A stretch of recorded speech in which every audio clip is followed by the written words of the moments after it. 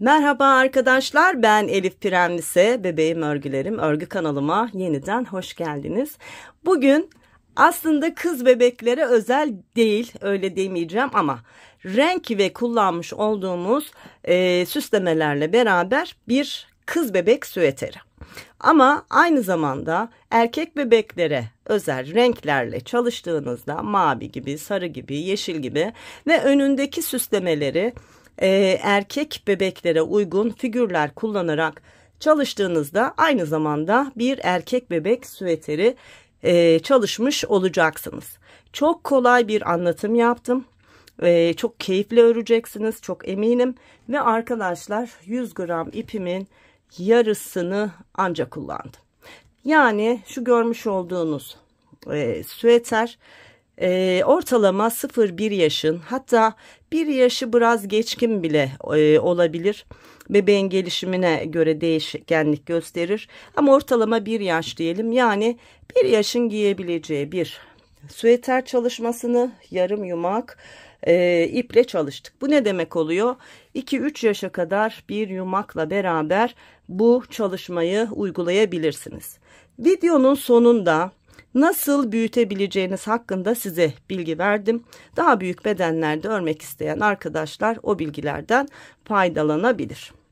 Arkadaşlar çok kolay bir çalışma ve çok güzel. Bakın 3D çiçeklerimiz, dallarımız, yapraklarımız ve bebeklerimizin rahat giyinip çıkartabilmesi için böyle askılarında düğmeli bir çalışması olan süveter çalışmasını yapmış oldum. Kalıp olarak çok güzel. Bebeğiniz gayet rahat bir şekilde giyip çıkartabilir arkadaşlar. Çok kullanışlı bir model çalışması ve aynı zamanda kış aylarında işte bebeği sıkıca sarıp şöyle görmüş olduğunuz gibi vücudunu saran, sıcak tutan bir çalışma yapmış olduk. İp hakkında bilgi veremiyorum arkadaşlar, ona da bir açıklık getireyim. Instagram'da bu artık yasaklandı. Reklama giriyor ve bunun yükümlülükleri var arkadaşlar. Dolayısıyla Instagram'da da artık paylaştığım modellerin ip bilgisini veremiyorum. YouTube kanalımda da aynı şey geçerli. O yüzden geçmişte olduğu gibi ipim şu marka diyemiyorum arkadaşlar. Renk numarası da veremiyorum. O yüzden lütfen kusura bakmayın. Bu zorunlu bir durum olduğu için mecburen bunu yapıyorum. Ama anti peeling özelliği olan 100 gram ve 250 metre uzunluğunda bebe ipi kullandım. Geçmişte kullandığım ipleri biliyorsunuz, aynı iplerle devam ediyoruz. Çok değişen bir şey yok yani. İpimizin özelliği aynı, bebe ipi olarak yine örgülerimi örmeye devam edeceğim. Evet, kısaca bir açıklama daha yapayım. Bitireyim. Ortalama 1 yaş büyüklüğünde dedik. Arkadaşlar çok kolay bir model. Hem önü hem arkayı aynı şekilde örüyoruz. Yani 2 tane birbirinin aynısı örgü örüyoruz. Sadece askı çalışmamızda bir tarafta ilik çalışması yapıyoruz. Diğer tarafa düğme dikiyoruz. Başka hiçbir özelliği yok ama görüntü olarak çok güzel. Evet, şimdi hazırsak bu güzelliği hep birlikte örmeye başlayalım. Arkadaşlar, örgümüz için anti peeling özelliği olan 100 gram ve 250 metre uzunluğunda bir örgü ipine ihtiyacımız var. Şiş olarak da eli sıkı olan arkadaşlar 4 mm, eli bol olan arkadaşlar 3,5 mm örgü şişi kullanabilirler. Görmüş olduğunuz örgünün bir tarafı aynı çalışmadan bir tane daha yapacağız. Biri ön beden, diğeri arka beden olacak. Çok kolay bir çalışma olacak. Hiç örgü bilmeyen ya da örgüye yeni başlayan arkadaşlarımın tamamı örebilecek.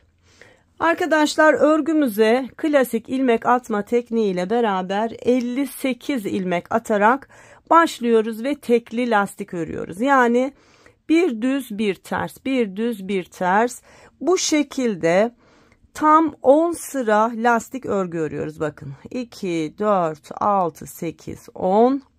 Arka tarafta 2, 4, 6, 8, 10. Her iki taraftan saydığımızda 10 sıra lastik örgümüz olacak. Ardından düz örgülere geçiyoruz. Dediğim gibi çok kolay bir çalışma. Var olan 58 ilmeğimizin tamamını önlerde düz, arkalarda ters olarak öreceğiz. Bu şekilde lastikten sonra düz örgülerle var olan ilmeklerin tamamını örüyoruz. Evet, örelim ve sıramızı tamamlayalım.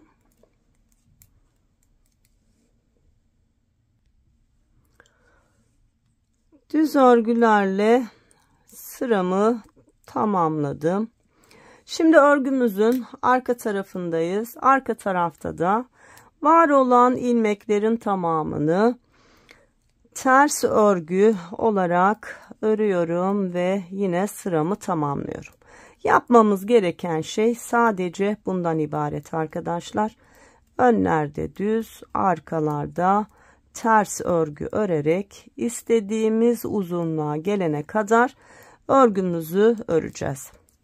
Şimdi bu sıramızı da tamamlayalım.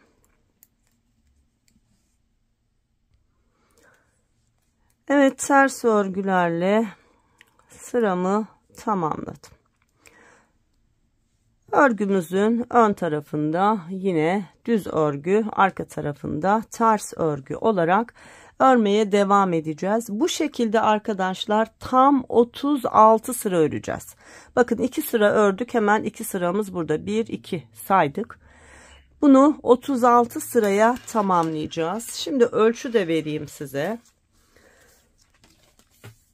Şu lastik kısmım 58 ilmekten oluşan lastik kısmımın genişliği arkadaşlar 24 santim. Üst kısmımızı da şöyle ölçeyim.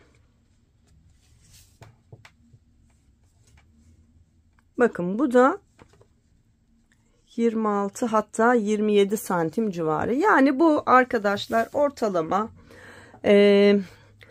8-9 ayda kadar kullanılabilir. Fakat bunu istediğiniz büyüklükte yapabilirsiniz. İlmek sayınızı artırırsınız arkadaşlar. Şu genişlik 28 santim olur. Rahat bir yaş giyebilir.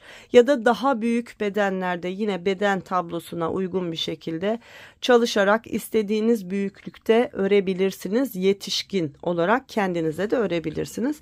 Çok kullanışlı bir model, yapabilirsiniz. Evet.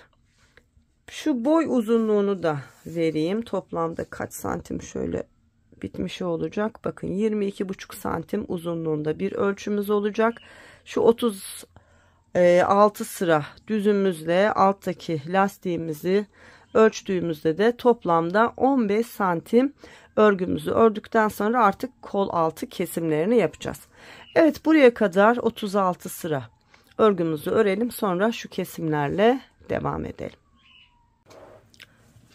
Arkadaşlar, düz örgülerle beraber toplamda 36 sıra boyunca örgümü ördüm. Bakın 2, 4, 6, 8, 10, 12, 14, 16, 18, 20, 22, 24, 26, 28, 30, 32, 34, 36.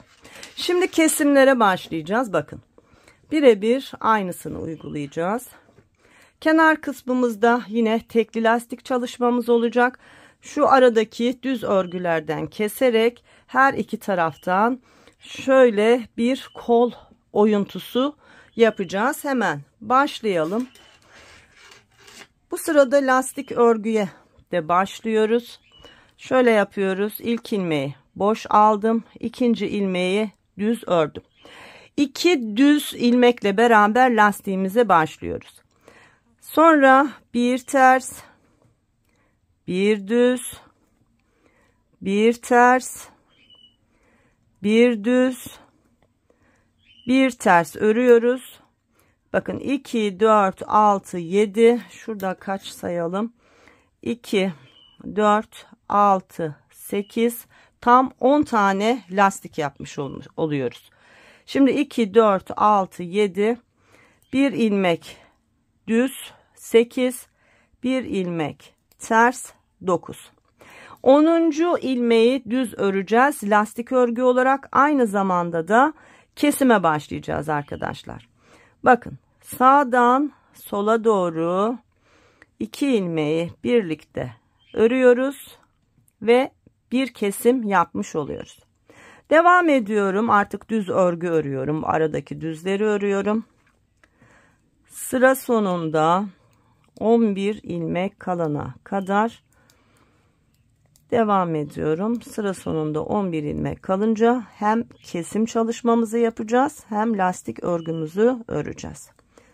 Hep kesimleri ön taraftan yapacağız. Arka tarafta var olan ilmekleri sadece öreceğiz arkadaşlar. Evet, 11 ilmek kalana kadar düz örgülerle örelim. Evet, düz örgülerimi ördüm. Sıra sonunda 11 ilmeğim kaldı. Bakın 2, 4, 6, 8, 10, 11. Şimdi burada kesim yapacağız ve lastiğimize başlayacağız. Burada da şöyle soldan sağa doğru ilmeklerimin arasına batıyorum ve 2 ilmeği birlikte düz olarak örüyorum. Ardından lastik örgü, bir ters, bir düz, bir ters, bir düz, bir ters, bir düz, bir ters ve sıra sonunda 2 ilmeğim var. Bu 2 ilmeği de düz örgü olarak örüp sıramı tamamlıyorum. Arka sırada lastik örgümüzü ve ters örgülerimizi örerek sıramızı tamamlayacağız. İlk ilmeği boş aldım. İkinci ilmeğim ters, ardından bir düz, bir ters, bir düz, bir ters, bir düz, bir ters, bir düz, bir ters. Lastik örgüm bitti. 10 ilmek oldu. Bakın 2, 4, 6, 8, 10. Ardından sıra sonunda 10 ilmek kalana kadar var olan ilmeklerimi ters örgü olarak örüp sıramı tamamlayacağım. Evet, son 10 ilmek kalana kadar örelim. Ters örgülerle sıra sonunda 10 ilmek kalana kadar ördüm. 2, 4, 6, 8, 10. Şimdi lastik örgümüzü öreceğiz. Bir ters, bir düz, bir ters, bir düz, bir ters, bir düz, bir ters, bir düz ve sıra sonunda 2 ilmeğim var. Bunu 2 tersle beraber ördüm, sıramı tamamladım. Bakın lastik örgümüz belli oldu. İlk kesimimizi yapmış olduk. Şimdi ikinci kez yine kesim göstereyim. Sonra bu şekilde devam edeceğiz. Yine ilk 2 ilmek düz, ardından bir ters, bir düz, bir ters, bir düz, bir ters, bir düz, bir ters ördüm. 9 ilmek lastik ördüm. Bakın 2, 4, 6, 8, 9. 10. ilmek lastiğimi yandaki düz örgüyle birlikte şöyle yönlerini değiştirip ikisini birlikte düz olarak ördüm. Bakın lastik örgüm bu şekilde çalıştığımızda çok düzgün oluyor. Kesimimizi yaptık. Yine düz örgülerle beraber sıra sonunda 11 ilmek kalana kadar ilerleyelim.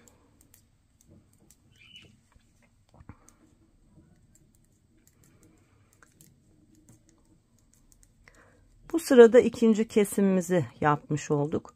Bu şekilde hep ön sırada kesimlerimizi yaparak istediğimiz ölçülere gelene kadar hem genişlik, yaka genişliği hem uzunluk olarak istediğimiz ölçüye gelene kadar hep önlerde keseceğiz. Arkalarda var olan ilmekleri öreceğiz arkadaşlar. Evet, düz örgülerle sıra sonunda 11 ilmek kalana kadar ördüm. Bakın 2, 4, 6, 8, 10, 11. Şimdi burada hem kesim yapacağız hem lastik örgümüze başlayacağız. Ne dedik? Bu tarafta soldan sağa doğru batarak lastiğimize başlıyoruz. Bakın kesimimi yaptım. Sonra bir ters, bir düz, bir ters, bir düz, bir ters, bir düz, bir ters ve sıra sonunda 2 düzle beraber sıramı tamamladım. İkinci kez kesimimizi yapmış olduk. Aynı şeylerin tekrarını yaparak önlerde keseceğiz. Arkada var olan ilmekleri örerek ilerleyeceğiz arkadaşlar. Bu şekilde bir miktar keselim. Sonra birlikte devam edelim. Arkadaşlar kesimlerimi yaparak ilerledim. Şu aradaki lastikten sonra kalan ilmeklerim 2, 4, 6, 8, 10, 12, 14, 16, 18, 20 ilmek kaldı. Şimdi artık şu yaka lastiğini de çalışmaya başlayacağız. Bir taraftan kesim yapacağız. Şu aradaki 20 ilmek 19 ilmek kalacak ve hep plastik örgü olarak artık örgümüzü örmeye devam edeceğiz. Başlayalım. İlk 9 ilmeğimizi lastik olarak örelim. 2 düz, 1 ters, 1 düz, 1 ters, 1 düz, 1 ters, 1 düz, 1 ters. 2, 4, 6, 8, 9. Şimdi 10. ilmeğimizi örerken aynı zamanda son kesimimizi yapıyoruz. 2 ilmeği sağdan sola doğru birlikte örerek kesimimi yaptım. Şimdi lastik örgümüze devam edeceğiz. En son düz ilmekle ördük. Sonra sıradaki ters, sıradaki düz, sıradaki ters. Bu şekilde bütün ilmeklerimiz artık lastik örgüye dönmüş oluyor. Bundan sonra sadece lastik örgü öreceğiz arkadaşlar. Yaka kısmımızı bitireceğiz. Sonra askılarımızı da örerek çalışmamızı tamamlamış olacağız. Evet, bir düz bir ters lastik örgüyle beraber ilmeklerimi ördüm. Bakın kenar taraftaki lastik örgüme geldiğimde en son ters ördüm. Bakın düzle devam ediyoruz. Bir düz, bir ters, bir düz, bir ters, bir düz, bir ters, bir düz, bir ters ve 2 düzle beraber sıramı tamamlıyorum. Evet, yaka lastiğine de başlamış olduk. Arka tarafta da ilk 2 ilmek ters, sonra bir düz, bir ters, bir düz, bir ters. Bu şekilde son 2 ilmeğimiz yine ters olarak örülecek ve sıramız tamamlanacak. Arkadaşlar şimdi yaka kısmımız istediğimiz uzunluğa ulaşana kadar lastik örgü örmeye devam edeceğiz. Sonra askılarımızı öreceğiz. Yakamızın ön tarafının kesimini yapacağız ve artık örgümüzü bitireceğiz. Bu şekilde birbirinin aynısı 2 tane çalışma yapacağız. Bir tanesinin askısında ilik kısmımız olacak. Diğer tarafında hiçbir şey yapmadan sadece lastik örgüyle örgümüzü öreceğiz. Oraya da düğme dikeceğiz arkadaşlar. Evet, son 2 ilmeğimi ters olarak ördüm ve bitirdim. Bakın 2 sıra çalışmış olduk. Toplamda bunu 1, 2, 3, 4 sıra çalışacağız. 5. sırada kesim yapacağız ve askılara devam edeceğiz. Şimdi bunu 4 sıraya tamamlayalım. Devam edelim. Evet, tam bakın 1, 2, 3, 4 sıra lastik örgümü örmüş oldum. Şimdi arkadaşlar şuradaki 19 ilmeğimizi keseceğiz. İki kenarda 10'ar ilmeğimiz askılarımız için kalacak. İlk 10 ilmeğimizle önce lastik çalışmamızı yapalım. 2, 3, 4, 5, 6, 7, 8, 9, 10 ilmeğim lastik örgüm için ördüm. Şimdi buradaki ilmekleri keseceğiz. Düz örgülerle keseceğiz. Şöyle düz bir hat oluşturmak için. Bakın, ters olan ilmeğimi düz ördüm. Yanındaki ilmeği düz ördüm. Arkadaki ilmeği üzerinden geçirdim. İlk kesmemi yaptım. Sıradaki ilmeği düz ördüm. Arkadaki ilmeği üzerinden geçirdim. 2, 3, 4. Sıra sonunda 10 ilmek kalana kadar arkadaşlar bu şekilde ilmeklerimizin tamamını kesiyoruz.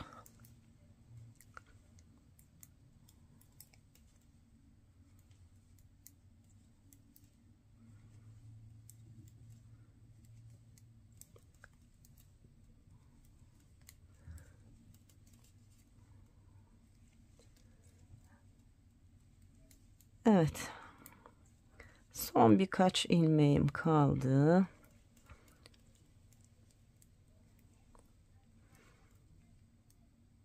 Bakın. Son ilmeği 2, 4, 6, 8, 10. ilmek olarak keseceğim ki bu şişimde olan ilmek bunun yerine gelmiş olsun. O yüzden ilk lastik ilmeğimi de düz ördüm. Arkadaki ilmeği üzerinden geçirdim ve bu benim 10 tane lastik ilmeğimden ilki olmuş oldu. Sonrasında bir ters, bir düz, bir ters, bir düz, bir ters, bir düz, bir ters, bir düz ve son 2 ilmek düz olarak bitirdim. Bundan sonra arkadaşlar askımızı öreceğiz. İstediğimiz uzunluğa ulaşana kadar şöyle 10 ilmeği arka sırada 2 ters, bir düz, sonra bir ters, bir düz olarak örüyorum. Evet. Şimdi askımın bir tanesini bu şekilde bakın öreceğim. Kaç sıra ördüm hemen söyleyeyim. Santimde vereceğim size. 1, 2, 3, 4, 5, 6, 7, 8, 9, 10, 11, 12, 13, 14, 15, 16, 17, 18, 19, 20, 21, 22, 23, 24 sıra boyunca lastik örgü örmüşüm. Bunu da aynı o şekilde öreceğiz. Şimdi bir tarafı böyle öreceğiz. Diğer tarafı nasıl öreceğiz onu göstereyim hemen. Şöyle küçük bir şiş bulayım. Evet. Şimdi burayı ördük, bitirdik diyelim. Şu ipimin diğer tarafından bakın ipimi alıyorum. Burayı zaten düz örerek gelmiştik. Şimdi arka kısımdan şu ipi biraz uzun bırakacağım. Ve arkadaşlar şurayla kesim yeriyle lastik kısmı ayrık olmasın diye bakın şuradaki son kesim ilmeğini şunu şişime alıyorum. Bakın 11 ilmek görünüyor. Sonra şu ipi biraz uzun bırakıyorum. Bu 2 ilmeği ters örgüyle başlayacaktık. Bu 2 ilmeği ters olarak örüyorum.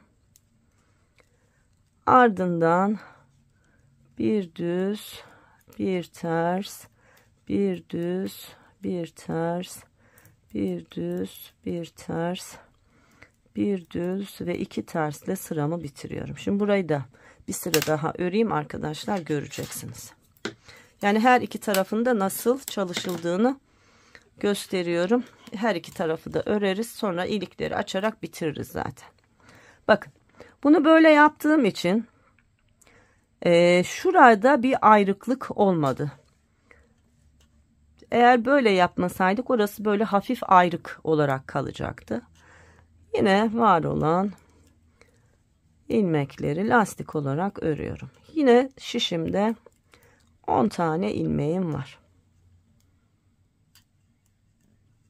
Evet. Şu arkayı da artık bağlayabiliriz.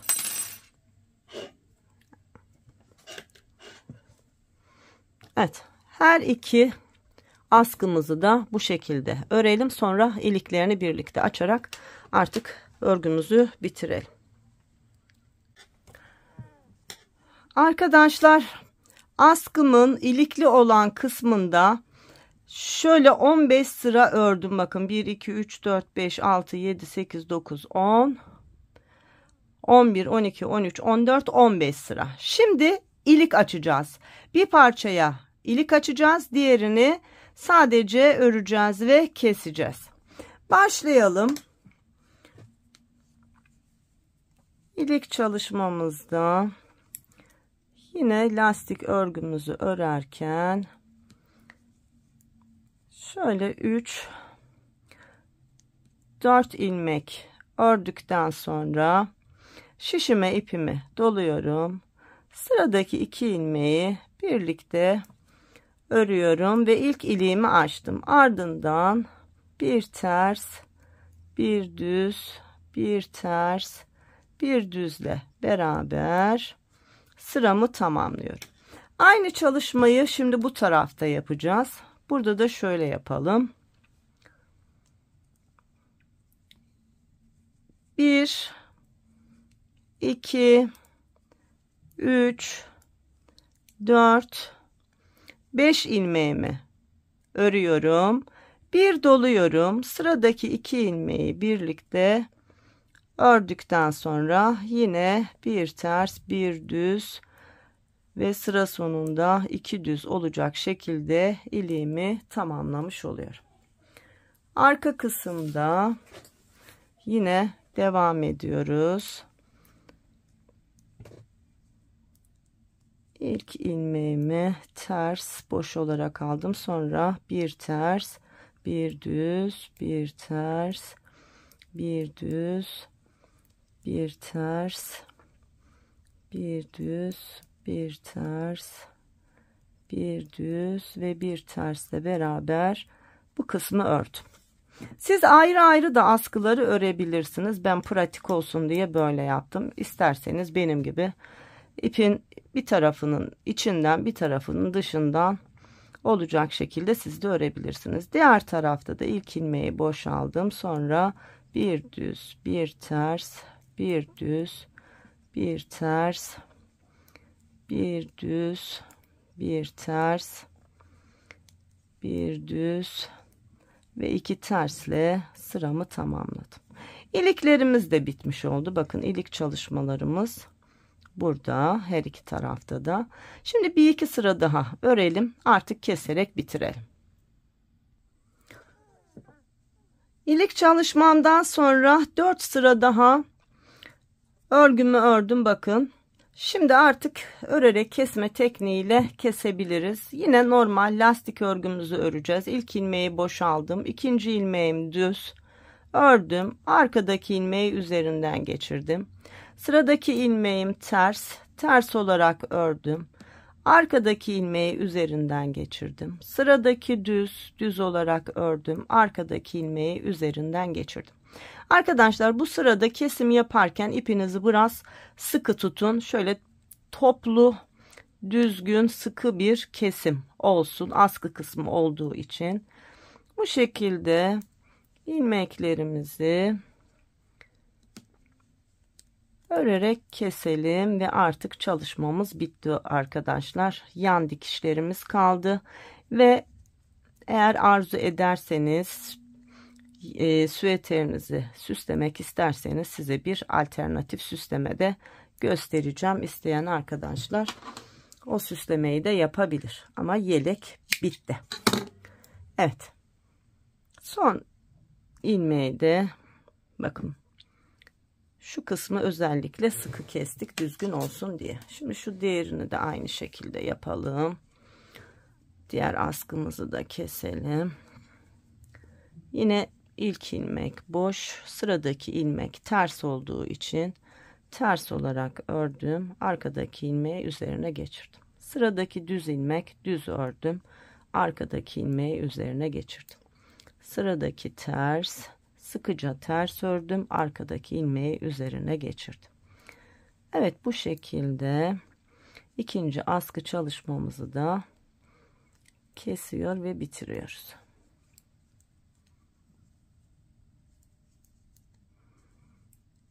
Sıra sonunda 2 ilmeğim düz, bunları düz örerek kesiyorum. Son ilmeğimi de bir kez daha örüyorum. İpimi biraz uzun kalacak şekilde kestim ve bitirdim. Bakın ne kadar düzgün olmuş oldu. Şimdi tığımızla ya da iğnemizle, fark etmez arkadaşlar, şu kısımdaki koparmış olduğumuz ipleri gizlememiz lazım. Bunu tığla ya da şişle yapabilirsiniz. İğneyle yapabilirsiniz. Bakın örgünün arka tarafında düz örgünün olduğu yere kadar taşıdım. Sonra şu düz örgünün ilmeklerinin içerisinden böyle yürüterek bir miktar aşağıya doğru ipimi taşıyorum.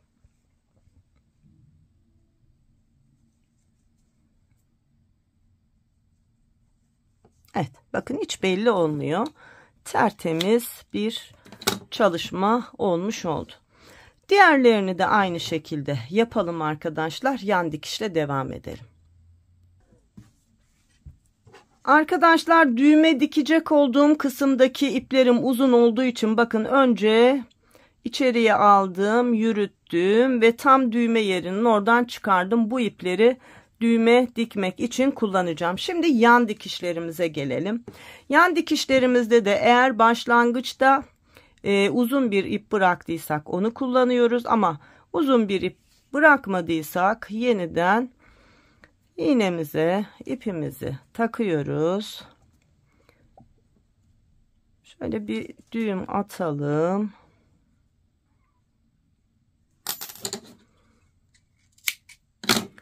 Ve örgümüzün şöyle düz tarafları bu şekilde önümüzde olacak şekilde dikmeye başlayacağız. Bakın şu kısa olan ipleri de yine aynı şekilde arkadaşlar arkadan içeriye doğru alalım ve düz örgülerimizin arasından yürüterek gizleyelim. Bunlar çok basit ayrıntılar ama çok önemli. Örgünüzün ne kadar düzgün olduğu kadar ne kadar düzgünse o kadar da böyle temiz, ipi, düğümü vesairesi olmayan örgü olması gerekiyor. Evet, bunu böyle yaptık. Şimdi ben bu tür durumlarda şöyle yapıyorum. Yani yeniden ip bağladığımızda örgümün biraz üst kısmından dikiş ipimi ta uca kadar yürütüyorum. Bak, düğümüm yukarıda kalıyor. Şimdi geliyoruz arkadaşlar, her iki görmüş olduğunuz lastik kısmını birleştireceğiz. Şimdi bu uçtan çıktım, geliyorum diğer uçtan girerek önce her iki tarafı birleştiriyorum.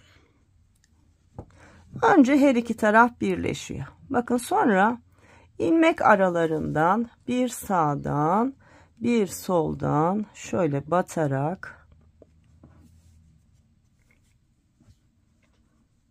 dikmeye başlıyorum. Bakın burada hemen şuradaki ters ilmeklerin başlangıç yerinden, burada da hemen düz ilmeğin bakın hemen kenarında. Bu şekilde birleştirdiğimizde lastik örgümüz düzgün bir şekilde devam edecek. Bakın gördünüz mü? Düz, ters, düz aynı şekilde devam edecek. Sanki bütün örülmüş gibi. Evet, lastik kısmımızı bu şekilde birleştirelim. Düz kısımda da zaten benzeri şekilde çalışmaya devam edeceğiz. Bir sağdan bir soldan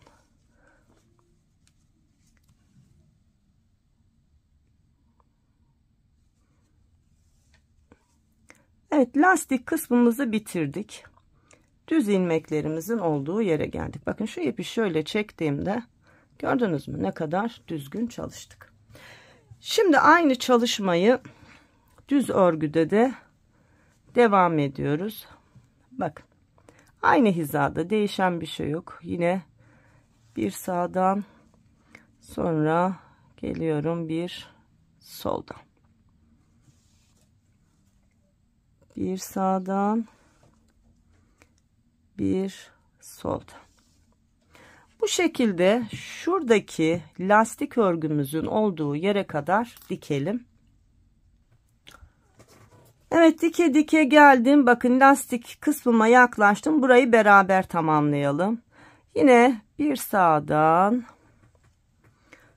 ve bir soldan batarak tam lastik kısmının oraya geldim.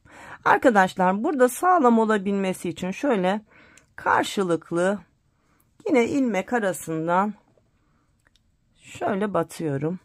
Kol altı böyle sağlam dayanıklı olsun diye. Sonra iğnemi örgümün iç kısmına gönderiyorum.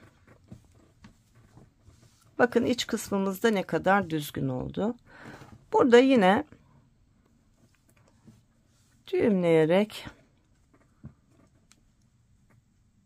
sabitliyorum ve iğnemin yardımıyla yine ipimi yürütüp öyle kesiyorum. Her iki tarafı da bu şekilde dikerek çalışmamızı tamamlıyoruz. Fakat eğer süveterimizi bu şekilde düz kullanmak istemiyorsanız, üzerine süslemeler yapmak istiyorsanız arkadaşlar, şimdi bu çiçek çalışmasını örnek olarak size anlatacağım. Eğer böyle bir çalışma yapmak istiyorsanız size tavsiyem, kenar dikişlerini yapmadan önce ön tarafı işlemesini, süslemesini yapın. Ondan sonra dikişlerinizi tamamlayın. Şimdi şöyle göstereyim. Bu çalışmayı yapmak isteyen arkadaşlar olabilir.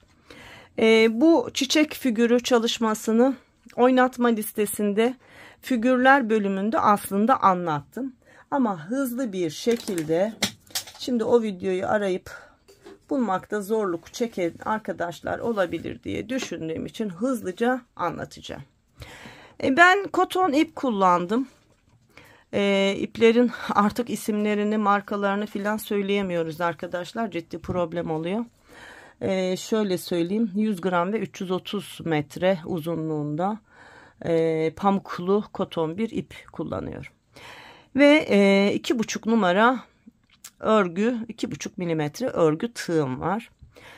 Sihirli halkayla beraber örgümüze başlıyoruz. Bakın, sihirli halka dediğimiz şey de şu: işaret parmağıma ipi doluyorum. Geliyorum tığımla buradan ilmek çıkarıp şöyle bir zincirle sabitliyorum ve bir halka oluşturuyorum. Buna sihirli halka diyoruz. Ardından 6 tane sık iğne çalışıyoruz. 1, 2, 3, 4, 5 ve 6. Sihirli halkamızın ipini çektiğimizde bakın halkamız kapanıyor, kilitleniyor ve bu şekilde birleşmiş oluyor. Geliyoruz ilk sık iğnemizin tepesine. Batıyoruz ve kaydırma tekniğiyle beraber şöyle kaydırarak birleştirip bir daire oluşturuyoruz. Bu bizim ilk sıramız. Zaten 2 sıradan ibaret. Şimdi üst sıraya çıkmak için 4 adet zincir çekiyorum. 1, 2, 3, 4. Ardından tığıma 2 kez ip doluyorum. 1, 2. Sonra geliyorum. Bakın, bu zincir çektiğim yuvanın içerisine batarak 1, 2, 3'te çıkıyorum. Ama şu baştaki zincirim duruyor. Tekrar 1, 2 kez doluyorum. Yine aynı yuvaya batıyorum. Ve yine 1, 2, 3'te çıkıyorum. Bu kez tığımda 3 tane ilmeğim kalıyor. Tekrar 2 kez doluyorum. Aynı yuvaya batıyorum. Yine 1, 2, 3'te çıkıyorum. Bu kez 4 ilmeğim oluyor. Son kez 2 kez doluyorum. Aynı yuvaya batıyorum. Yine 1, 2, 3'te çıkıyorum. ve tığımda 5 tane ilmeğim oluyor. 5'ini birlikte kaydırarak örüyorum. Sonra 1, 2, 3, 4 zincir çekiyorum. Yine aynı yuvanın içerisine arkadaşlar. Batarak bir sık iğne ile sabitliyorum. İlk yaprağımızı yaptık. Bu şekilde 6 tane yaprak yapacağız. Devam edelim. 1, 2, 3, 4 zincir çektim. Tığıma ipimi 2 kez doladım. Bakın geliyorum hemen yanındaki yuva. Şurada görünüyor. Bu yuvanın içerisine batıyorum ve yine aynı şeylerin tekrarını yapıyorum. 3'te çıkıyorum. 2 tane kalıyor. 2 doladım. Aynı yuvaya battım. 1, 2, 3'te çıktım. 3 oldu. Tekrar 1, 2, 3'te çıktım. 4 oldu. Tekrar 1, 2, 3'te çıktım. 5 oldu. Şimdi hepsini birden kaydırarak topluyorum. Sonra 1, 2, 3, 4 zincir çekerek tamamlıyorum. Geliyorum yine aynı yuvanın içerisine batarak bir sık iğne ile sabitliyorum. Toplamda 6 tane bu şekilde var olan yapraklarımızı tamamlayalım. 6 tane olacak şekilde bakın yapraklarımı tamamladım. 1, 2, 3, 4, 5, 6. En son bağladım. 4 zincir çektim. Geldim arkadaşlar. Bakın buradaki en sonki yuvanın içerisine batarak sabitledim. Şöyle 1, 2 zincir çektim. Ve ipimin fazlasını keserek temizledim. Başlangıç ipimle bitiş ipimi de şöyle düğümleyerek burada da yine fazla olan ipimi keserek çiçeğimi tamamlamış oldum. Süeter modelimde arkadaşlar 3 tane çiçek çalıştım ve böyle yerleştirdim. Birini tam böyle süeterin orta kısmında, biraz yukarıda. Diğer ikisini de görmüş olduğunuz gibi sağına ve soluna. Bunu daha fazla da yapabilirsiniz. Daha az da yapabilirsiniz. Ya da farklı süsleme yapabilirsiniz. Şimdi çiçeği çalıştıktan sonra yine kendi ipimizle beraber şöyle bakın. Tam şu orta kısmından ipimin tek katıyla, bakın şuradan belli, tek kat iple buraya diktim. Diktikten sonra bir tomurcuk, bir de şu sap çalışması var. Önce sap çalışmasıyla başlayalım. O da çok kolay. Tığla yapılan bir çalışma arkadaşlar.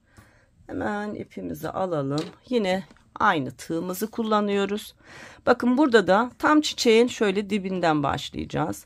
İpimizi örgümüzün şöyle iç kısmına alıyoruz. Bakın şöyle tam dipten nereye denk geliyor? Tam ortasını çalışalım. Tam şuraya denk geliyor. Bakın buradan batıyorum. Şöyle ipimi biraz arka kısımda uzun bırakacak şekilde çiçeğimin hemen dibinden çıkartıyorum. Ardından ilmeklerin arasından batarak kaydırma yöntemiyle kaydıracağım. Bakın bir ilmek atlıyorum. İkinci ilmeğin içerisine batıyorum. Alt taraftan ipimi şöyle parmağımla tutuyorum ve yukarıya çekiyorum. Hep aynı şeylerin tekrarı. Bakın bir tane atlıyorum. İkincisinin içerisine batıp şöyle kaydırıyorum.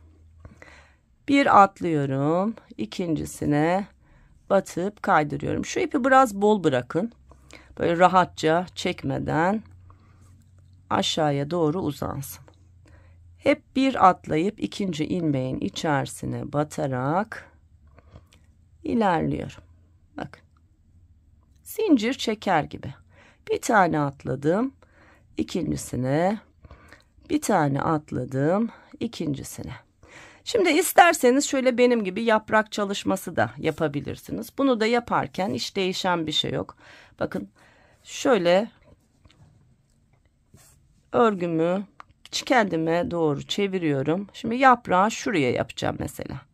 Buraya batıyorum. Yine bir ilmek atladım. İkinci ilmeğin içerisine ve tekrar ikinci ilmeğin içerisine. Şimdi geri gelelim. Hemen arka tarafa doğru, bu sefer ters yöne doğru batıyoruz.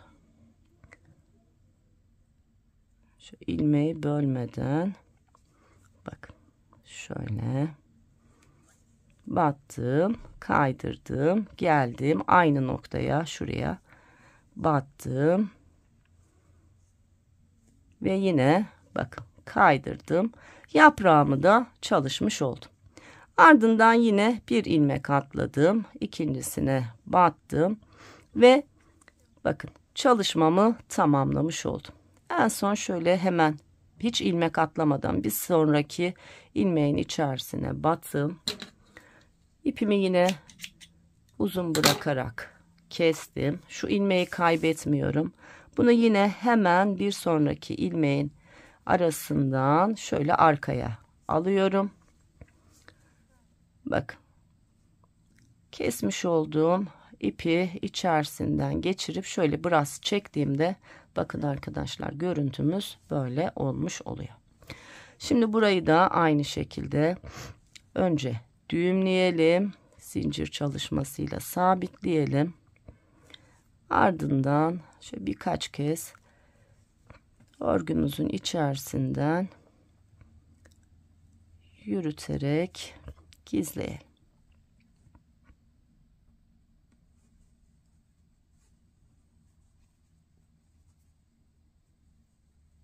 Evet, fazlasını yine kestik. Bakın arkada da tertemiz bir görüntü oldu. Şimdi şu başlangıç kısmımızdaki ipimizi de yine geliyoruz. Burada ipimizin arasına girerek düğüm yapıp sabitliyoruz. Bunu da yürütüyoruz arkadaşlar. Bunu da şöyle çiçeğe doğru yürütelim. Yine örgümüzün arasından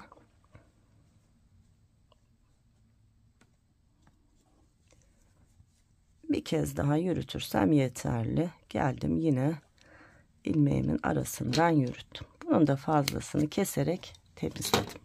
Bakın arkası önü tertemiz. Son olarak şu çiçeğimin içerisine tomurcuk yaptım. Bunu da birlikte çalışalım. Yine koton ip kullandım arkadaşlar. Bir miktar ipimi iğneme alıyorum. Bakın şöyle çiçeğin dışarısından, örgünün içerisinden geliyorum. Tam şu yaprağın bitim kısmı var ya, buradan bakın bu şekilde giriyorum. Tomurcuk yaparken arkadaşlar iğnemin ucuna bakın 1 2 3 kez dolamak yeterli oluyor. 3 kez doluyorum ve geliyorum tam çiçeğin orta göbeğine batıyorum ve ilk tomurcuğum olmuş oluyor. Bunu kaç tane yapmak isterseniz yapabilirsiniz. Yine bakın diğer taraftan şöyle yukarıya doğru çıktım. Ardından 1 2 3 kez doladım ve yine orta kısma battım.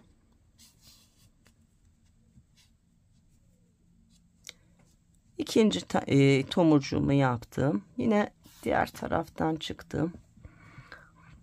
Şöyle biraz yaklaştırayım. Yine 1 2 3 kez doladım. Yine battım. Üçüncü tomurcuğumu yaptım. Şuraya bir tane daha yapalım. Çıktım. 1 2 3 kez battım. Doladım ve yine orta kısma battım. Bakın. İstediğiniz kadar arttırabilirsiniz. Bu yeterli. Şimdi bunu da aynı şekilde düğümleyelim ve sabitleyelim.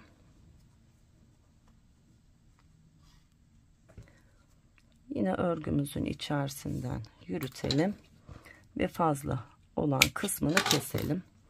Şu da dışarıda bıraktığımız başlangıç ipimiz. Aynı şeyi buna da uygulayalım. düğümledim, sabitledim ve örgünün içerisinden yürüterek gizledim. Fazlasını da kestim. Evet, işleme çalışmamız da bitti. Çok da güzel oldu arkadaşlar. Şimdi şöyle yapalım. Diğer kenarı dikeyim.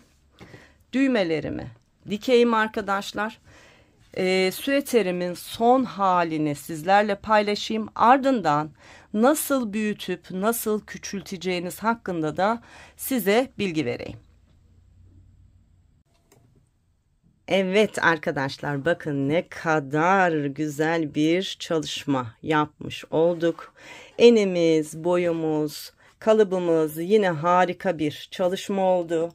Özellikle düğmeli bu modeli çalıştım çünkü bebeklerin rahat bir şekilde giyilip çıkartılması gerekiyor. Daha ileri yaşlarda öğren arkadaşlar, isterseniz bu kısmı düğmesiz sadece askı olarak da çalışabilirsiniz. Ama bebekleri rahat giydirip çıkartabilmek amacıyla ben özellikle düğmeli çalıştım. Evet arkadaşlar, şimdi en boy ölçüsü verelim. Şimdi örerken elimden geldiği kadar ölçü vermeye çalıştım ama son olarak iş bittikten sonra net bir ölçü verebiliyoruz. Biliyorsunuz dikişlerimiz yapıldı filan. Şimdi bakalım.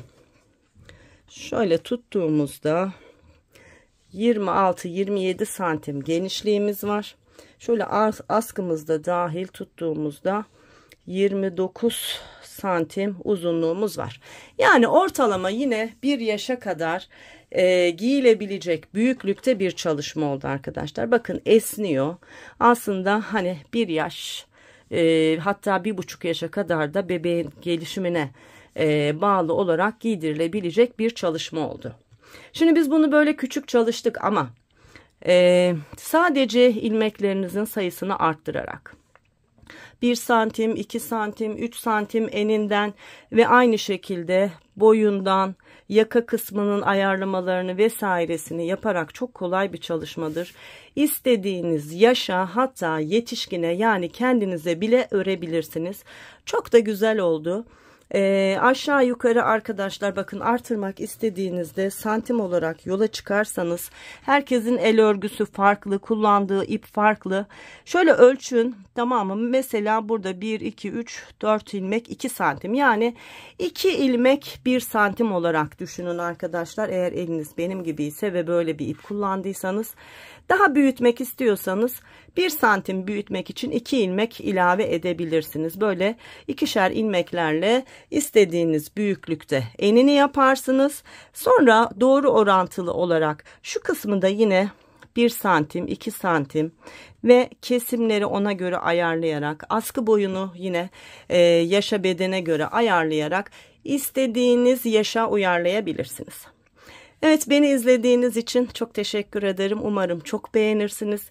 Sizden ricam, öğren arkadaşlar tecrübelerini benimle paylaşsınlar. Keyif alarak mı ördünüz? Bir yerde takıldınız mı? Anlatımım yeterli miydi? Bu konuda yorumlarınızı sizlerden bekliyorum. Bir sonraki çalışmamda görüşebilmek dileğiyle. Sağlık, mutluluk, esenlikler diliyorum. Hoşça kalın.